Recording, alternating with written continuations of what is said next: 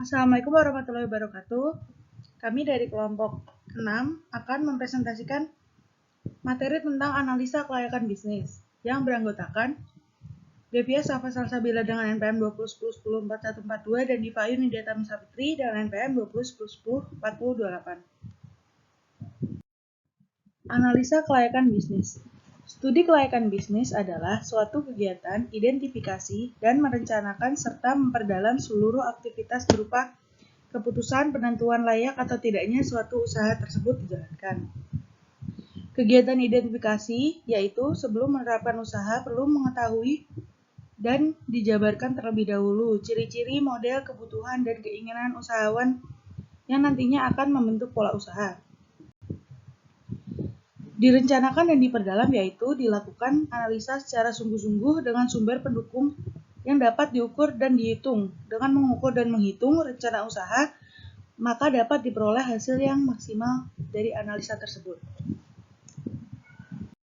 Tujuan analisa kelayakan bisnis. Yang pertama, menghindari resiko kerugian. Yang kedua, memudahkan pengawasan. Yang ketiga, memudahkan perencanaan. Yang keempat, memudahkan pelaksanaan pekerjaan. Dan yang terakhir yaitu memudahkan pengendalian. Tahapan studi kelayakan bisnis. Yang pertama yaitu penemuan ide. Ide dapat muncul karena pemikiran atau survei kecil. Yang kedua yaitu tahapan penelitian. Langkah penelitian itu adalah mengumpulkan data, mengolah data, menganalisis dan menginterpretasikan hasil pengolahan data, menyimpulkan hasil, dan membuat laporan hasil. Yang ketiga yaitu tahap evaluasi. Standar kenyataan lapangan baik bersifat kuantitatif atau kualitatif. Yang keempat adalah tahap pengurutan. Pengurutan usulan layak dilakukan jika terdapat lebih dari satu rencana bisnis yang dianggap layak. Hal ini dapat dilakukan dengan penilaian dengan membandingkan skor. Yang kelima adalah tahap rencana pelaksanaan. Perlu dibuat rencana kerja pelaksanaan yang bertujuan untuk memberikan gambaran secara jelas pelaksanaan bisnis yang akan dilakukan sesuai dengan tahapan pengurutan. Dan yang terakhir adalah tahapan pelaksanaan. Setelah semua pekerjaan telah selesai disiapkan, tahap berikutnya adalah merealisasikan bisnis. Pada tahap ini, sudah memiliki gambaran yang dapat membuat lebih percaya diri dalam memulai usaha dan bisnis. Materi selanjutnya adalah tentang analisa kelayakan bisnis. Yang pertama adalah analisa pasar. Analisa pasar. Hal yang sering dilakukan oleh perusahaan biasanya dengan riset terlebih dahulu terkait sistem pemasaran yang tepat dan memadai serta prediksi bisnis yang sedang kita rintis dan akan kita kembangkan. Untuk materi selanjutnya adalah analisa produksi. Jadi untuk menganalisa produksi perlu diperhatikan beberapa unsur, yaitu lokasi yang strategis baik untuk usahawan ataupun pelanggannya.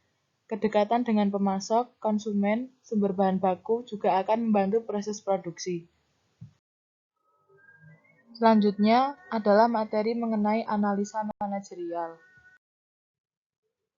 Untuk analisa manajerial terdapat aspek kepemilikan, organisasi, tim manajerial yang terlibat, dan karyawan yang menjadi mitra kita saat melaksanakan serangkaian proses produksi yang sangat diperlukan dalam menganalisa untuk mengetahui sehat tidaknya manajemen usaha kita. Adapun bentuk kepemilikan jelas akan mengatur wewenang dan hak para pemodal yang bisa beresiko jika dari awal tidak ditentukan persentase kepemilikannya. Analisa yang terakhir adalah analisa keuangan. Analisa untuk aspek keuangan meliputi kebutuhan dana untuk modal kerja dan pembiayaan. Sumber dana juga menjadi komponen yang diperhatikan dalam menganalisa keuangan ini. Sangatlah penting dan tidak tertinggal yaitu proyeksi keuangan yang berkaitan dengan laba rugi, neraca, dan aliran kas baik masuk maupun keluar. Adapun rumus yang biasa digunakan untuk aliran kas yaitu aliran kas masuk bersih didapat dari laba setelah pajak ditambah penyusutan ditambah 1 dikurangi tarif pajak dikali bunga. Sekian presentasi dari kami. Apabila ada kesalahan, kami mohon maaf. Wassalamualaikum warahmatullahi wabarakatuh.